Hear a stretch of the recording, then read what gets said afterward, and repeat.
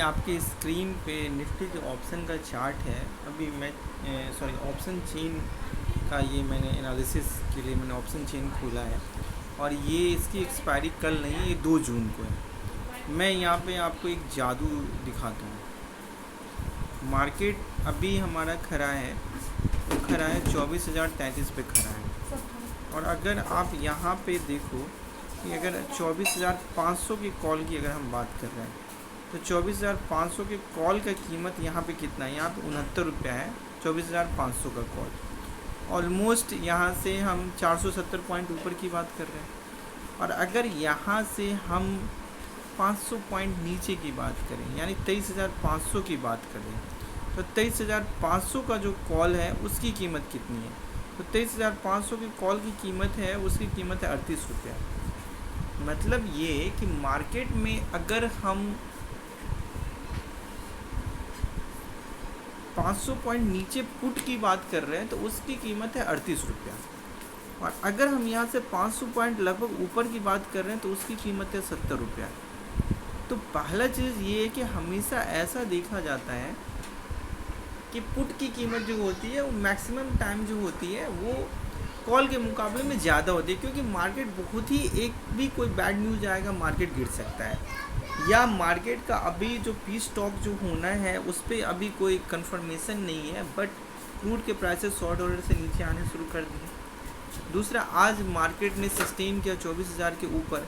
तो ये सारी चीज़ें एक इशारा कर रही है कि मार्केट ऊपर की ओर आने वाले समय में है।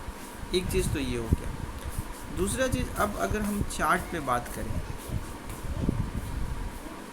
तो अगर आप निफ्टी के चार्ट को अगर आप देखोगे तो निफ्टी के चार्ट में आज आपको एक गैप अप ओपन हुआ था और मार्केट वहाँ से एक बार मार्केट ने अपने गैप को फिल करने के लिए मार्केट नीचे आया था।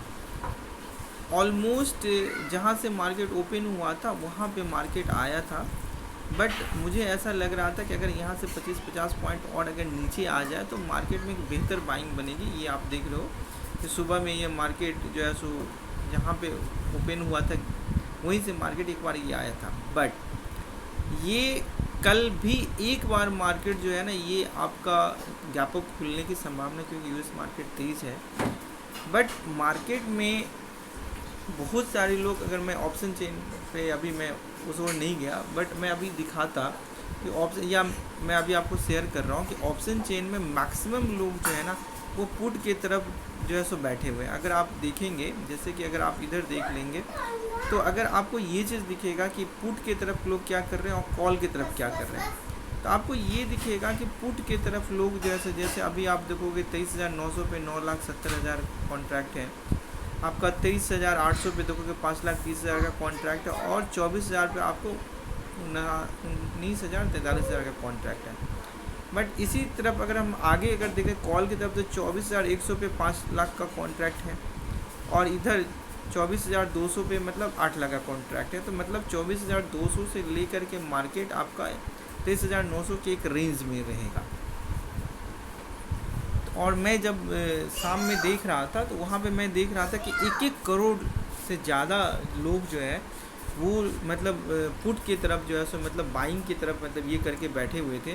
तो ये मुझे साफ दिख रहा था कि मार्केट यहाँ से ऊपर है, और लास्ट के 30 मिनट्स में आपने देखा होगा कि 40-50 पॉइंट मार्केट ने कवर अप किया। तो ये एक इशारा कर रहा है कि मार्केट ऊपर ही है, लेकिन ऐसा हम इसलिए नहीं बोल सकते क्योंकि मार्केट ये चेंज होता है।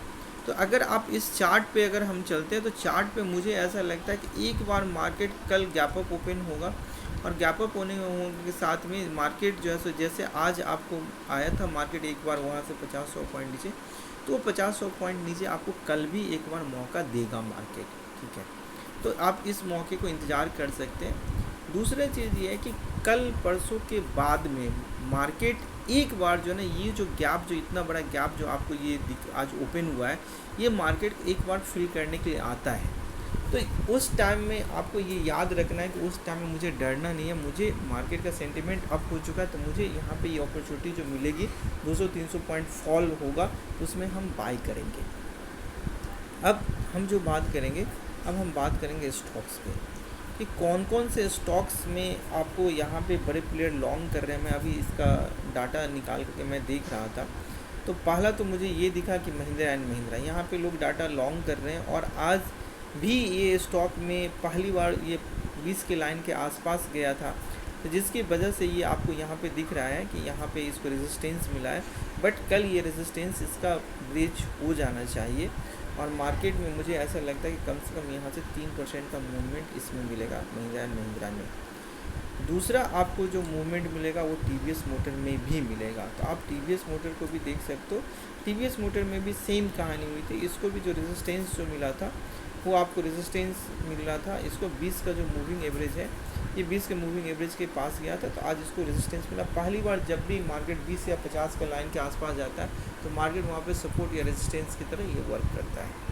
तो मुझे लगता है कि यहाँ पे भी आपको 3% का मूवमेंट मिला। हो सकता है कल नहीं मिले तो परसों तो डेफिनेटली आपको ये मिलेगा। अब यहाँ पे बैंकिंग की हम बात करेंगे तो बैंक में मार्केट में लोग तेज़ी कर रहे हैं, आइसन मोटर में भी लोग तेज़ी कर रहे हैं और आइसन मोटर अपना एक रेंज में चल रहा था।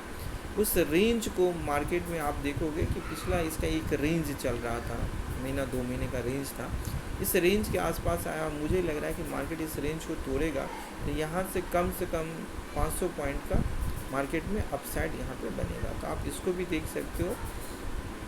और अगर हम कोटक बैंक की बात करें, आईसीआईसी बैंक की बात करें और साथ में इंडस बैंक की बात करेंगे तो ये तीनों बैंक पे आप नज़र रख सकते हो। मैं इनका डाटा चेक कर रहा था तो इनके डाटा साफ बता रहे थे कि लोअर लेवल पे इनमें बाइंग आ रही है, तो आप इनको भी नज़र रख सकते हो। अभी मैं चार्ट पे आपको दिखा भी देता हूँ।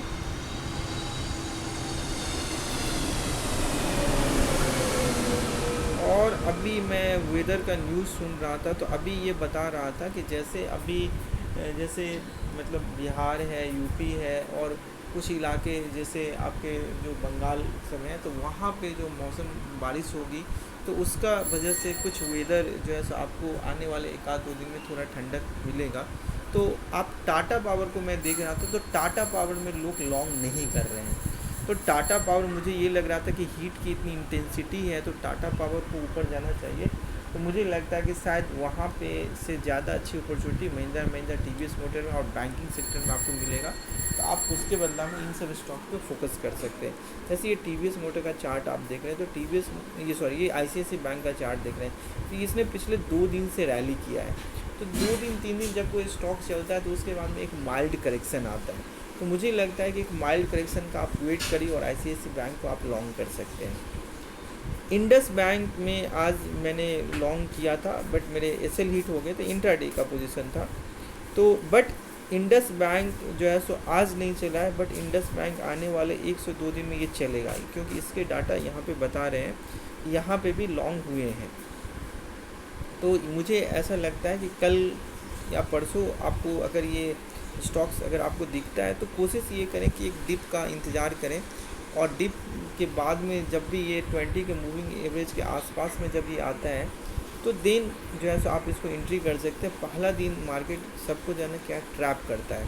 अब आज मार्केट इतनी अच्छी पॉइंट से खुला था और इतना ऊपर जाकर के मार्केट नीचे आ गया, तो ऑब्वियसली यहाँ पे क्या होगा, कल नेक्स्ट डे फिर जब ये मार्केट ऊपर जाएगा और नीचे जाएगा तो हम और आप क्या करेंगे, यहाँ पे लॉन्ग नहीं करेंगे, क्योंकि हमारे अंदर में क्या है, ये फियर आ जाएगा। और मार्केट का यही काम है, ये हमारे जो इमोशन है उसके साथ में खेलता है। तो मुझे ऐसा लग रहा है कि निफ्टी इस मंथ में एटलीस्ट कम से कम आपको 25,000 तक जाएगी। तो जब भी आपको डिप मिले तो आप वहाँ पे लॉन्ग कर सकते हैं। That's all, thank you.